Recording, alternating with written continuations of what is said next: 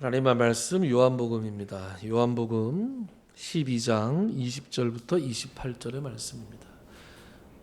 요한복음 12장 20절로 28절 말씀. 제가 읽을 테니 눈으로 한번 따라오십시오. 명절에 예배하러 올라온 사람 중에 헬라인 몇이 있는데 그들이 갈릴리 벳세다 사람 빌립에게 가서 청하여 이르되 선생이여 우리가 예수를 배웠고자 하나이다 하니 빌립이 안드레에게 가서 말하고 안드레와 빌립이 예수께 가서 여쭈니 예수께서 대답하여 이르시되 인자가 영광을 얻을 때가 왔도다. 내가 진실로 진실로 너희에게 이르노니 한 알의 밀이 땅에 떨어져 죽지 아니하면 한 알 그대로 있고 죽으면 많은 열매를 맺느니라. 자기의 생명을 사랑하는 자는 잃어버릴 것이요 이 세상에서 자기의 생명을 미워하는 자는 영생하도록 보존하리라. 사람이 나를 섬기려면 나를 따르라. 나 있는 곳에 나를 섬기는 자도 거기 있으리니 사람이 나를 섬기면 내 아버지께서 그를 귀히 여기시리라. 지금 내 마음이 괴로우니 무슨 말을 하리요? 아버지여 나를 구원하여 이 때를 면하게 하여 주옵소서. 그러나 내가 이를 위하여 이 때에 왔나이다. 아버지여 아버지의 이름을 영광스럽게 하옵소서 하시니 이에 하늘에서 소리가 나서 이르되 내가 이미 영광스럽게 하였고 또다시 영광스럽게 하리라 하시니 아멘. 오늘부터 요한복음 강해를 하겠다 이렇게 계속해서 말씀을 드려왔죠. 오늘은 첫 시간입니다. 여러분 첫 시간은 항상 뭐예요? 오리엔테이션이죠.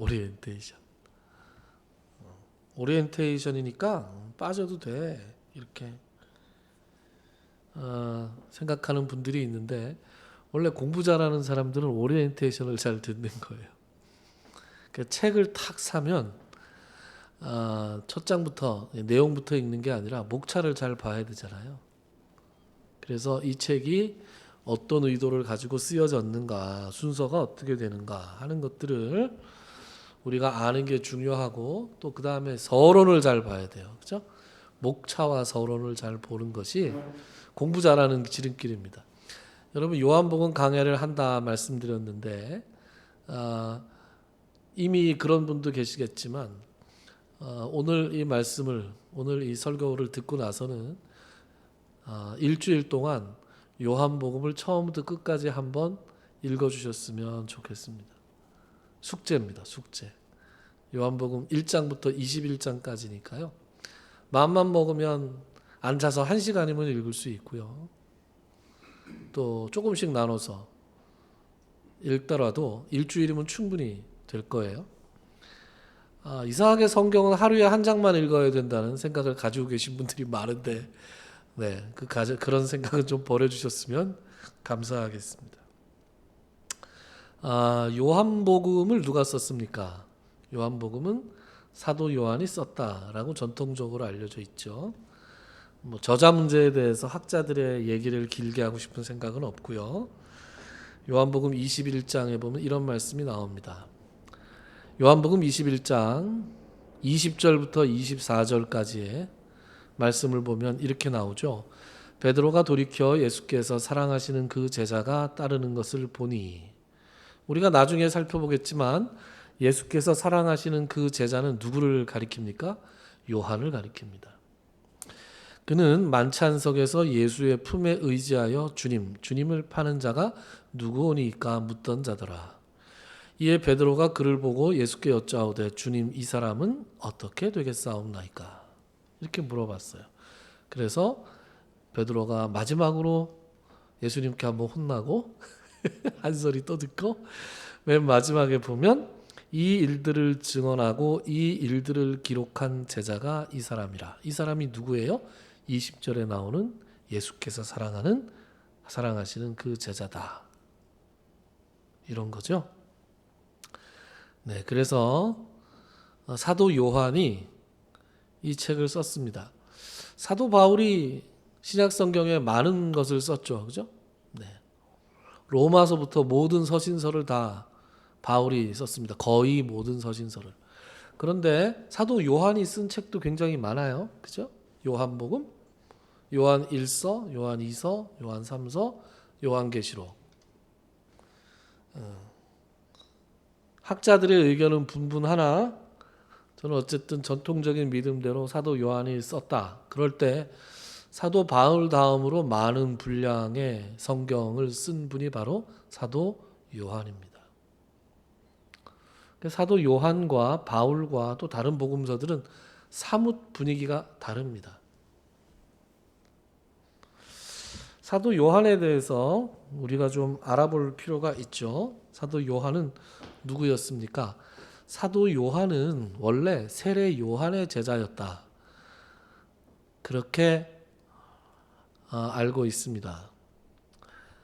요한복음 1장에 보면 제가 오늘 이 PPT에는 안 가지고 나왔는데 빼먹었어요. 보니까 요한복음 1장 35절부터 그 이하에 쭉 보면 세례 요한이 등장합니다. 요한복음 1장에는 세례 요한이 여러 번 등장하는데 이제 세례 요한이 이렇게 얘기를 해요. 자기를 따르는 두 제자. 그러니까 세례 요한이 자기의 두 제자와 함께 있다가 예수님께서 이렇게 지나가시는 걸 보고 뭐라 그러냐? 하나님의 어린 양이다. 이렇게 세례 요한이 얘기합니다. 그 말을 듣고 그 두 제자가 곧 예수님을 따르기 시작합니다. 요한한테 물어보고 갔는지 그냥 갔는지 모르겠어요. 어쨌든 교회를 옮긴 거예요. 그죠? 네, 세례 요한을 따르다가 요 이야기를 듣고 예수님을 옮겼습니다. 뭐 일정한 절차를 밟았겠죠. 그죠? 그리고 예수님을 쫓아간 제자의 이름이 나오는데 그 두 사람들 중에 하나는 시몬 베드로의 형제 안드레였다. 이렇게 나오고 나머지 한 사람의 이름은 나오지 않습니다. 누굴까요? 이게 요한이다. 라는 말들을 많이 합니다. 뭐 100%는 아닙니다. 다들 대체로 그렇게 봅니다.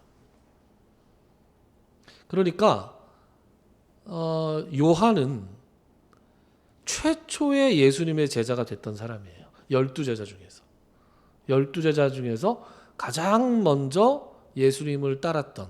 그래서 요한복음의 기록에 의하면 요한과 안드레가 같고 안드레가 자기의 형제 베드로를 불렀어요.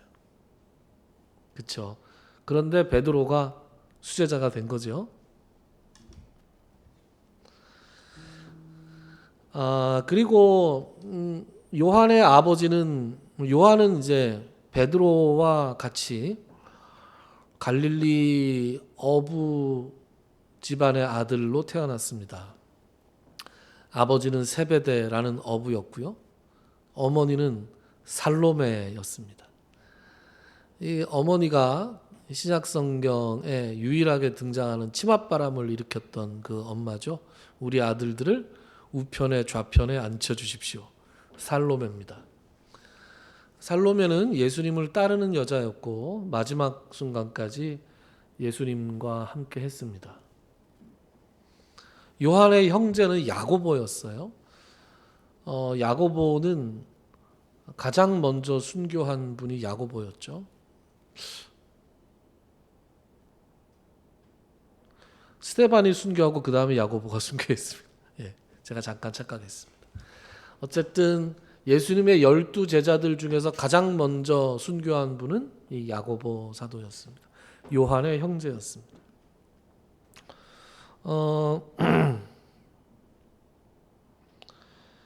그래서 세례 요한의 제자였던 사람이 최초로 이제 예수의 제자의 대열에 합류한 바가 있다. 그런데 이 사도 요한은 자기 자신을 일컬어서 뭐라고 하느냐? 우리 요한복음 21장에도 보니까 뭐라고 되어 있어요? 예수께서 사랑하시는 그 제자가 따르는 걸 봤다. 예수께서 사랑하는 그 제자. 이런 표현이 나와요. 자기 자신을 일컬어서 나는 예수께서 사랑하시는 그 제자다. 이렇게 표현합니다. 이 표현이 요한복음에 5번이 나옵니다.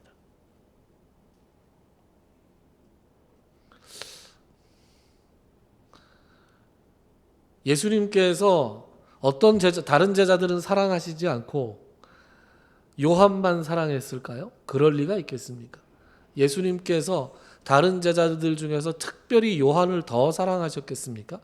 그렇지 않을 것 같습니다. 그런데 왜 요한은 예수께서 사랑하시는 그 제자라고 했을까? 예수님께서 나를 사랑하신다는 거예요. 다른 사람을 사랑하시는가 사랑하시지 않는가 비교하지 않고, 다른 제자들을 나보다 더 사랑하는지 덜 사랑하는지 비교하지 않고, 예수님께서 자기를 사랑하신다는 것을 평생 마음속에 품고 자기 자신은 예수님께서 사랑하시는 사람이다라는 분명한 정체성을 가지고 살아갔다는 거예요. 여러분들에게 이런 정체성이 있습니까? 요한이 스스로를 어떻게 생각하느냐 하는 것을 우리가 본받을 필요가 있습니다. 예수님과 끊임없이 인격적인 교제를 하면서 이 사람이 자기 자신은 예수님과 뗄래야 뗄 수가 없는 불가분의 관계, 사랑으로 아주 깊게 연합되어 있는 관계라는 것을 너무나 잘 알고 있었던 것이죠. 그것이 요한이 사는 이유였고 마지막 순간까지 살아 있었던 이유가 되었던 것입니다. 오늘 요한이 자기 자신을 일컫는 이 말이 우리의 고백이었으면 좋겠다라는 생각을 해보게 되었습니다. 요한이 자기 자신을 예수님께서 사랑하시는 그 제자다라고 한 대목을 조금 찾아보죠. 요한복음 13장에 보면 이런 말씀이 나옵니다. 요한복음 13장 23절부터 24절까지의 말씀인데요. 이때 이제 예수님께서 사랑하시는 그 제자라는 표현이 처음 나옵니다. 우리 같이 한번 읽어볼까요? 2절이니까 읽어봅시다. 시작. 예수의 제자 중 하나 곧 그가 사랑하시는 자가 예수의 품에 의지하여 누웠는지라. 시몬 베드로가 머릿짓을 하여 말하되 말씀하신 자가 누구인지 말하라 하니. 여러분, 이 앞뒤 문맥을 통해서 볼 때 이게 지금 어떤 자리인지 아시겠습니까? 퀴즈입니다. 이게 어떤 자리예요?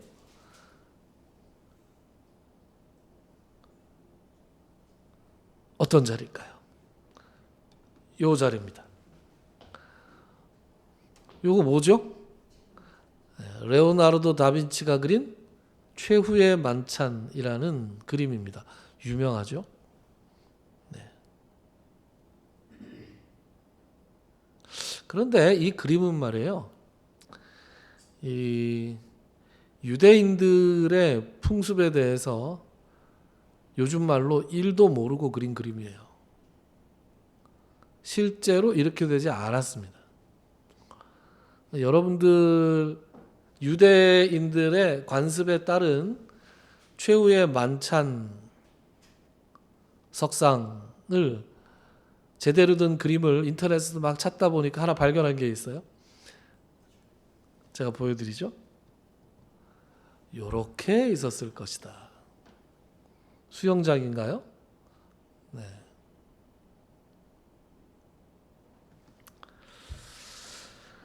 유대인들은 평소에 식사를 할 때 앉아서 먹을 때도 있었고,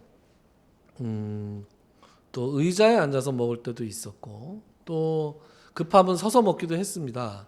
그런데 6월절 식사만큼은 이렇게, 이거 뭐라 그래요? 비스듬히 기대어 누웠죠. 여러분, 벤허라는 영화를 보셨습니까? 벤허라는 영화에서도 그 허씨가 이렇게 찰턴 헤스턴이 밥 먹을 때 이렇게 누워서 먹죠. 여러분, 로마인들도 이렇게 누워서 먹었습니다. 이집트인들도 이렇게 누워서 먹었습니다. 그러니까 이게 어떤 자세예요? 가장 편안한 자세죠. 근데 아무나 이렇게 누워서 먹을 수 있었느냐? 아니죠. 네. 주인들이 이렇게 누워서 먹는 거고 종들은 서서 이제 시중을 들어야 됐죠. 왜 유월절 식사를 유대인들이 이렇게 먹었느냐? 유월절 식사만큼은 평소에는 뭐 앉아서도 먹고 서서도 먹고 의자에 앉아서도 먹고 했는데 유월절은 자기들이 종으로 이집트인들을 섬길 때에 이집트인들이 편안하게 이렇게 누워서 먹었을 때 자기들은 서 있었잖아요. 유월절은 그것으로부터 해방된 것을 기념하는 날이란 말이죠. 그래서 최대한 편안한 자세로 유월절 식사를 먹는 겁니다. 만약에 유월절 자체를 기념했다면 아마 서서 먹었을 거예요. 서서 급하게, 그죠? 먹었을 거예요. 유월절에 보면 누룩 넣지 않은 빵을 이렇게 서서 먹잖아요. 그러니까 유월절을 기념한 게 아니라, 그러니까 유월절 당시를 재현하는 것이 아니라 유월절의 의미를 다시 새기면서 이렇게 편안하게 누웠을 것이다. 그래서 자기들이 섬김받는다는 그런 즐거움을 누리면서 이렇게 식사를 했을 것이다. 그러니까 그리고 두 번째는 유대인들이 그래서 유월절 먹는 식탁은 이렇게 디귿자로 되어 있습니다. 앞에서 봤던 이런 일자 책상이 아니고 이런 디귿자 책상이었다. 그러면 여러분 두 번째 퀴즈. 예수님이 어디 계실까요? 가운데 아니야, 가운데? 그죠? 가운데지. 그런데 제가 좀 찾아보니까 찾으셨습니까, 예수님?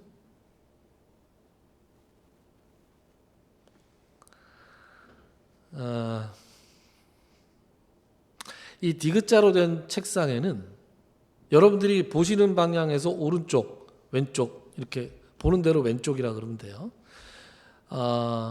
이 식사를 초대한 호스트죠. 주최자가 왼쪽에서 두 번째 자리에 앉습니다. 그러면 찾으셨죠? 네. 우리 기준으로 보면 제일 앞에 나와 있는 두 번째 사람. 그죠? 요 분이 예수님입니다.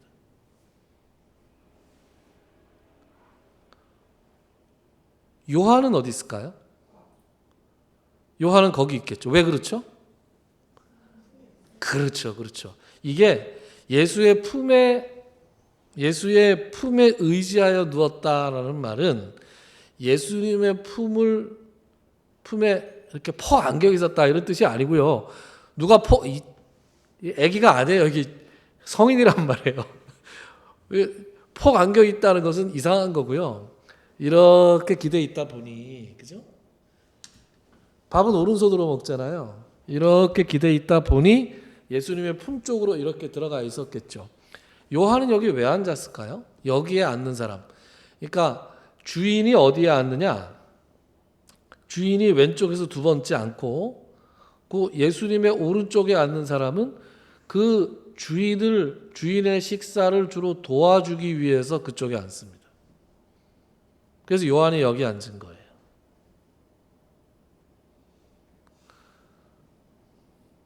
예수님이 우편에 앉았네요.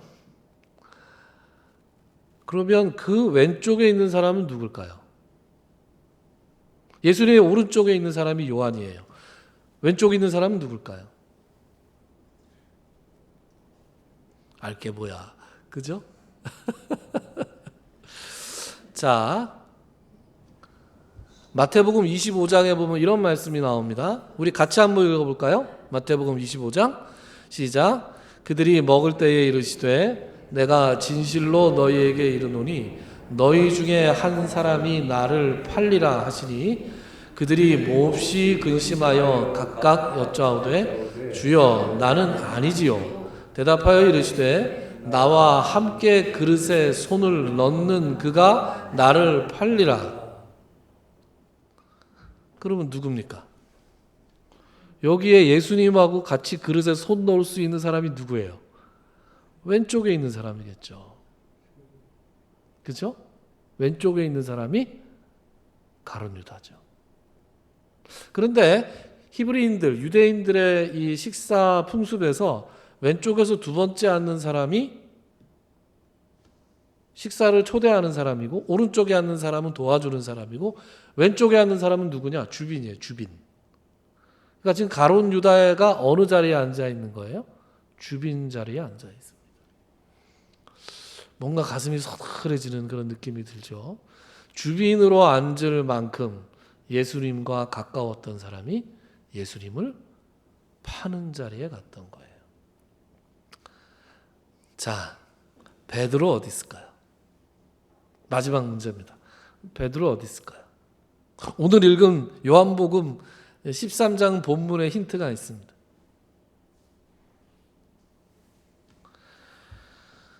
시몬 베드로가 머리짓을 하여 말하되 말씀하신 자가 누구인지 말하라 하니, 그죠?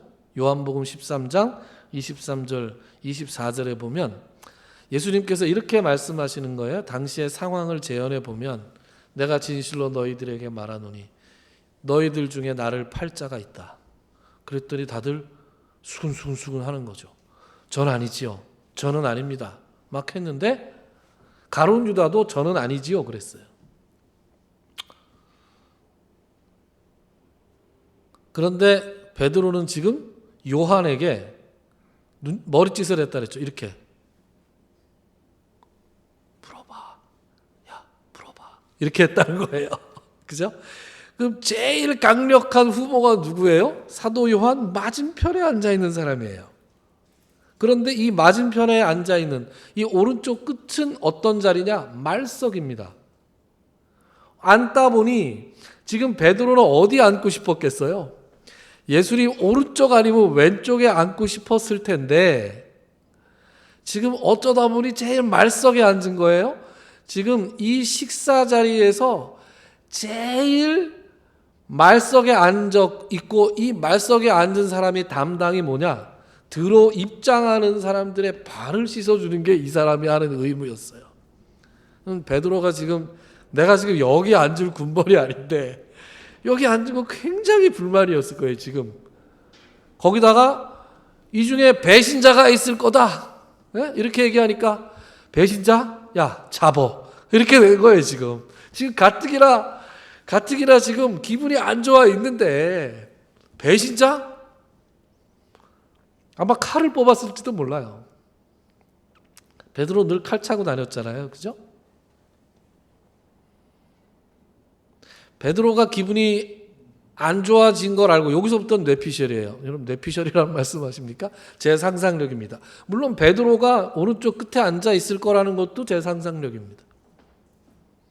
근데 많은 사람들이 그럴 거라고 생각들을 해요.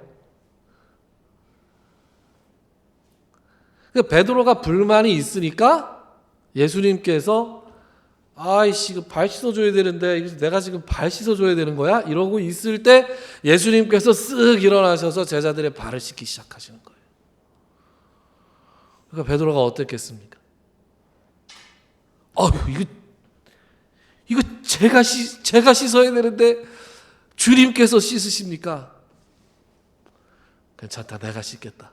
이렇게 된 거라고 상황을 재현을 해보는 거죠.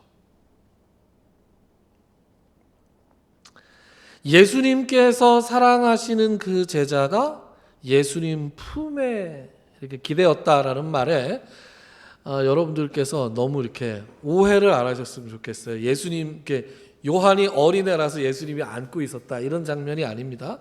유대인의 식사 이 관습을 알면 이렇게 자연스럽게 이런 그림이 그려지게 되는 것이죠.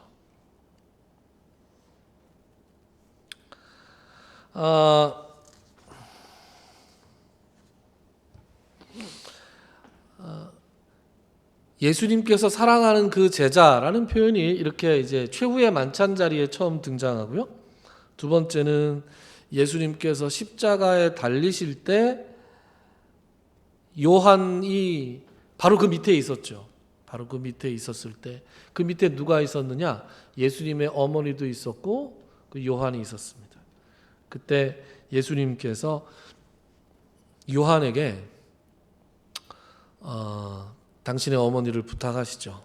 그래서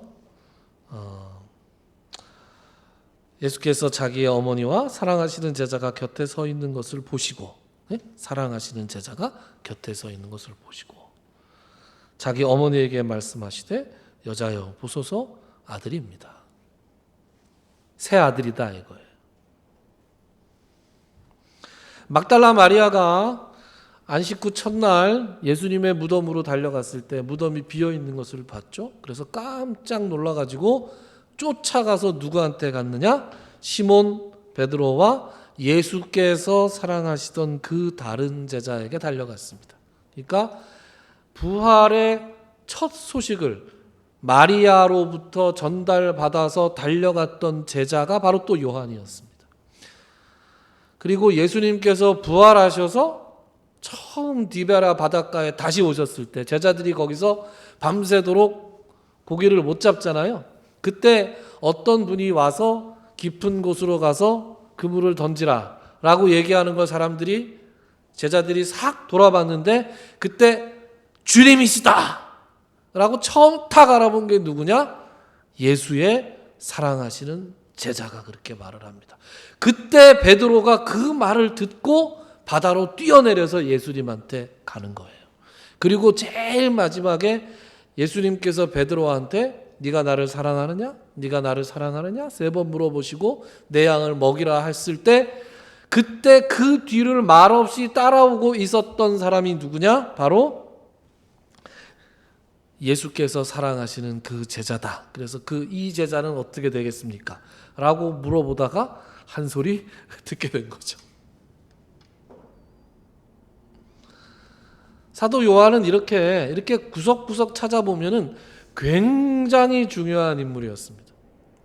사도 요한은 유일하게 예수의 제자들 중에서 순교하지 않고 그 생을 끝까지 마감했다. 근데 사도 요한이 도미티안 황제의 박해를 받아서 반모섬에 유배가 됐고 그 반모섬에 유배되었을 때 쓴 책이 요한계시록이다 이렇게 보통 알고 있잖아요. 근데 그럴 때 그 이후에 사도 요한의 행적이 나오지 않습니다. 구체적으로 어떻게 죽었다라는 게 나오지 않아요. 그래서 상상력을 동원해서 소설을 쓰는 사람도 있었습니다. 요한이 죽지 않았다. 죽지 않고 살아있다라고 진짜 아니에요 여러분. 그렇게 소설을 쓴 사람이 있는데 그 소설의 제목이 교회 가기가 싫습니까? 라는 제목의 소설이에요. 한 20년 전에 굉장히 유행했습니다. 그때 주인공으로 나왔던 사람이 죽지 않고 2000년 동안 살아서 우리 가운데 있었던 사도 요한이다. 뭐 이런 설정을 해요. 굉장히 재미있는 설정이죠. 어쨌든 사도 요한은 이런 삶을 살았고 이렇게 자기 정체성을 예수님께서 사랑하시던 제자다라는 정체성을 가지고 살았습니다. 요한이 그러면 이 책을 왜 썼는가? 이 책을 쓴 기록 목적이 요한복음 20장 29절부터 30절에 나옵니다. 우리 같이 한번 읽어보시죠. 요한복음 20장 29절부터 31절 말씀입니다. 시작. 예수께서 이르시되 너는 나를 본 고로 믿느냐? 보지 못하고 믿는 자들은 복되도다 하시니라. 예수께서 제자들 앞에서 이 책에 기록되지 아니한 다른 표적도 많이 행하셨으나 오직 이것을 기록함은 너희로 예수께서 하나님의 아들 그리스도이심을 믿게 하려 함이요 또 너희로 믿고 그 이름을 힘입어 생명을 얻게 하려 함이니라. 아멘.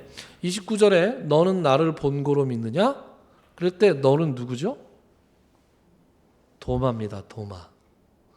예수의 제자들이 예수님께서 부활하셔서 우리를 찾아오셨다 말하니까 나는 못 믿겠네. 내 그 옆구리에 손을 넣어보고 손에 못 박힌 그 못자국을 봐야 내가 믿겠네. 일주일하고 하루 더 있어서 8일 후에 예수님께서 나타나셔서 그 손에 못자국을 보여주시고 너 손 내 옆구리에 넣어봐라. 그랬더니 도마가 그제서야 주는 그리스도시요 살아계신 하나님의 아들입니다. 이거 좀 다르게 했어요. 참 하나님이시요 참 하나님의 아들이십니다. 이렇게 고백을 했어요. 그랬더니 예수님께서 뭐라 그래요? 너는 나를 본고로 믿느냐? 그리고 그 다음에 굉장히 중요한 말씀이 나와요. 보지 못하고 믿는 자들이 복이 있다. 우리는 다 예수 그리스도를 보지 못했어요. 그러나 예수 그리스도를 본 그 증인들이 전해준 말씀, 즉 복음을 통해서 예수 그리스도를 믿고 있는 사람들입니다. 여러분, 우리가 얼마나 복된 사람들인지 아시겠습니까? 사도 요한은 이 요한복음을 기록한 목적을 30절, 31절에서 이렇게 설명합니다. 오직 이것을 기록함은 너희로 예수께서 하나님의 아들 그리스도이심을 믿게 하려 함이다. 그러니까 요한복음을 읽는 사람들은 말이에요, 예수 그리스도께서 하나님의 아들임을 믿는 그 믿음이 생겨나는 복이 있을 줄로 믿습니다. 요한복음이 끝날 때쯤에는 혹시 이 설교 말씀을 듣는 분들 중에서 나는 예수 그리스도가 하나님의 아들임을 잘 믿지 못하겠다, 나는 예수께서 하나님의 아들임을 잘 믿지 못하겠고 그분을 믿음으로 말미암아 그 이름을 힘입어서 생명을 얻는 것을 난 잘 알지 못하겠다라는 분이 있다면 오늘 이 요한복음을 강해하는 과정 가운데 하나님께서 여러분들에게 은혜를 주셔서 예수 그리스도가 하나님의 아들임을 믿는 역사가 일어나기를 주님의 이름으로 축원합니다.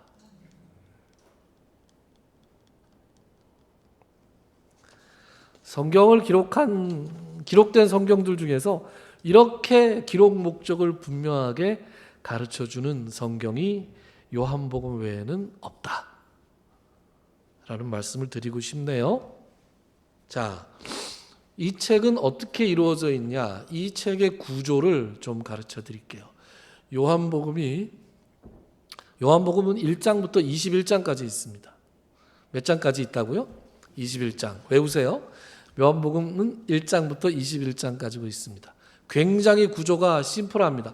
뭐 이렇게 구조를 복잡하게 나눌 수도 있지만 요한복음 1장은 서론, 요한복음 21장은 부록입니다. 서론은 1장, 21장은 부록. 그러면 본론은 어떤 거예요? 2장부터 20장까지죠. 2장부터 12장까지는 예수님의 표적들이 많이 나옵니다. 예수님의 표적이 7가지가 나오는데 그 7가지의 표적, 예수님 표적 어떤 게 있죠? 요한복음에 나오는 표적? 제일 처음 표적이 어떤 거예요? 가나의 혼인잔치에서 물로 포도주를 만드시는 표적. 또 뭐 있어요? 고관의 아들을 고쳐주시고 물 위를 걸으시고 베데스다, 그죠? 38년 된 병차를 고치시고 또 오병이어의 기적을 일으키시고 이런 표적들이 나옵니다. 표적이 나오고 그 표적에 대해서 사람들이 오해를 하고, 자세하게 얘기하면 본론이라서 자세하게 얘기 안 하는 거예요. 2장부터 12장까지는 예수님의 7가지 표적이 나오는데 그 7가지 표적은 하나의 구조를 가지고 있어요. 표적이 등장하고 사람들이 그것을 오해하면 예수님께서 그 표적의 의미를 강론해 주십니다. 그러니까 표적, 오해, 강론. 그런데 사건에 따라서 강론이 먼저 나오고 표적이 나오고 오해가 나오고 다시 강론이 나오고 이런 경우도 있습니다. 표적. 그래서 2장부터 12장까지는 표적들로 채워진 책이라 그래서 표적들의 책이라고 부릅니다. 표적들이 가득합니다. 무슨 표적이겠어요? 예수 그리스도께서 하나님의 아들이라는 표적. 그런데 그 표적들을 믿는 사람들도 있었고 믿지 않는 사람들도 있었죠. 믿는 사람들 외에 믿지 않고 오해하고 믿지 않은 사람들과의 갈등이 극에 달해서 예수님께서 십자가에 못 박혀 돌아가시잖아요. 그래서 13장부터 20장까지는 예수님께서 고난을 받으시는 내용들이 나옵니다. 고난을 받기 시작하시는 거예요. 그래서 요한복음 13장 1절부터는 어떤 말씀이 나오느냐? 예수께서 자기가 세상을 떠나 아버지께로 돌아가실 때가 이른 줄을 아셨다. 이렇게 시작합니다. 그러니까 아버지께로 돌아가실 때가 이르렀다라는 말로 이제 시작을 하는 거예요. 뭘요? 이 두 번째 책을. 첫 번째 책은 무슨 책이라고요? 표적들의 책. 외우십시오. 1장은 서론, 2장부터 12장까지는 표적들의 책, 13장부터 20장까지는 그래서 고난의 책이라고도 부르고 다른 말로는 영광의 책이라고도 부릅니다. 그래서 2장부터 12장까지는 표적들의 책이고 13장부터 20장까지는 영광의 책입니다. 그리고 21장에 부록이 나오는 거예요. 굉장히 간단하죠. 네, 제일 간단한 버전으로 제가 골라온 거예요. 그러니까 집으로 돌아가셔서 일주일 동안 왜 서론을 한번 읽어보시고, 서론은 1장 1절부터 18절까지는 머릿말이고요. 19절부터 51절까지는 증언들이에요. 그 표적들이 7가지가 나온다는데 7가지가 어떻게 나오나 한번 찾아보세요.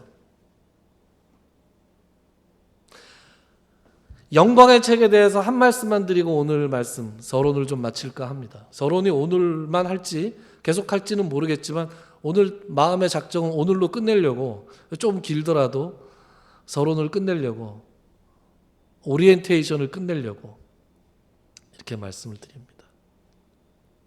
요한복음에는 영광이라는 단어가 25번 나옵니다. 영광의 헬라어는 독사입니다. 외우기 쉽죠? 독사. 네. 뱀, 독사. 여러분, 예수님께서 영광을 받으시는 것, 고난을 받으시는 걸 요한복음은 다른 말로 예수님께서 영광을 받으신다 이렇게 표현을 하는 곳이 있단 말이에요.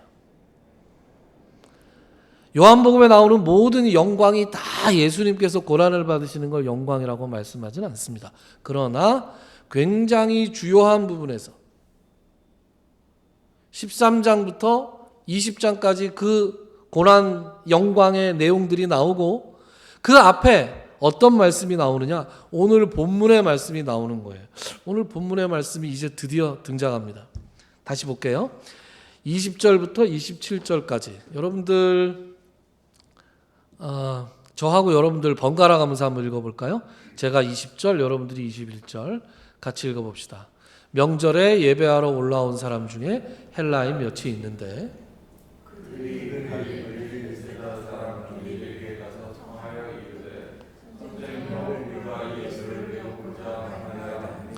빌립이 안드레에게 가서 말하고 안드레와 빌립이 예수께 가서 여쭈니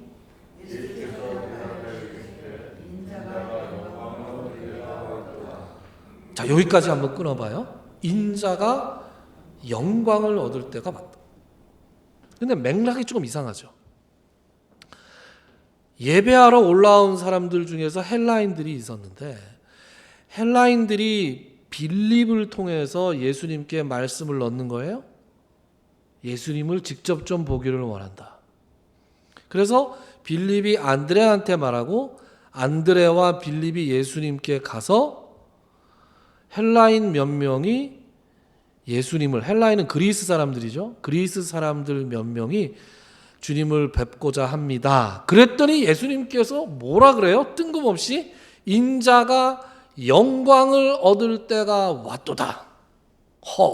이게 무슨 말이에요 도대체? 이게 무슨 말인지는 요한복음 12장을 강해할 때 말씀드리고요. 그럼 여러분, 인자가 영광을 얻을 때가 왔다.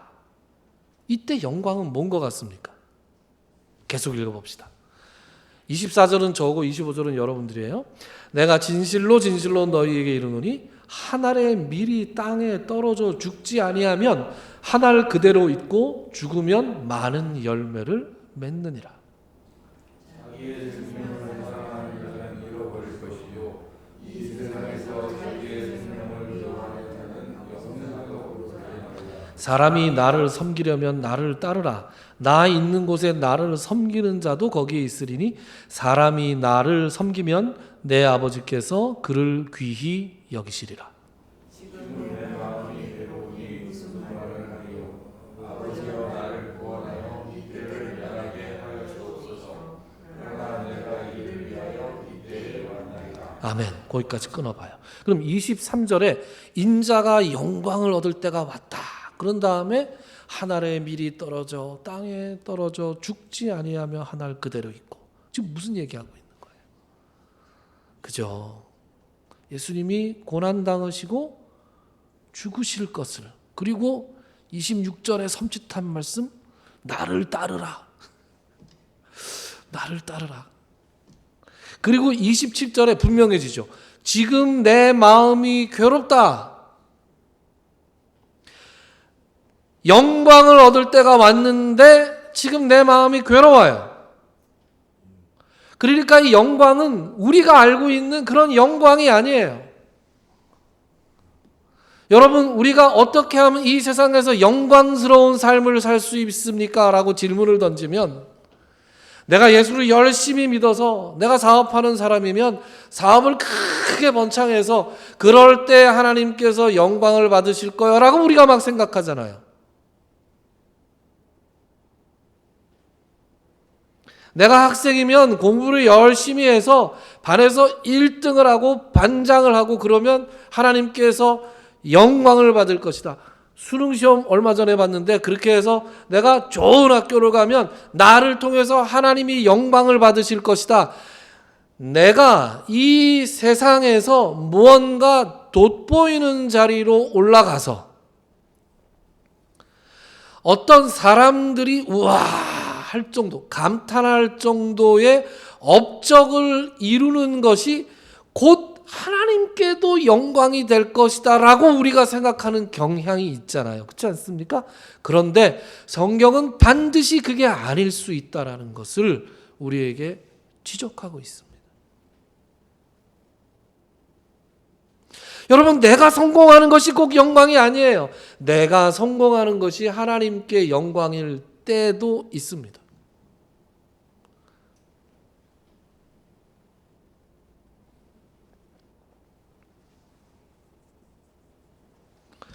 예수님께서는 영광을 얻을 때가 왔다고 말씀하면서 내가 지금 마음이 굉장히 괴로운데, 그런데 나를 구원하여 이 때를 면하게 하여 주옵소서. 그러나 내가 이를 위하여 이 때에 왔나이다. 예수님께서는 당신이 왜 이 땅에 오셨는지, 하나님께서 당신을 보내신 목적, 다른 말로 하면 이 땅에서 당신이 감당해야 될 사명, 그것이 무엇인지 분명하게 알고 계시는 것이고, 이 모든 것들을 연결하면 여러분, 우리가 하나님께 영광을 돌린다는 것은 어떤 거예요?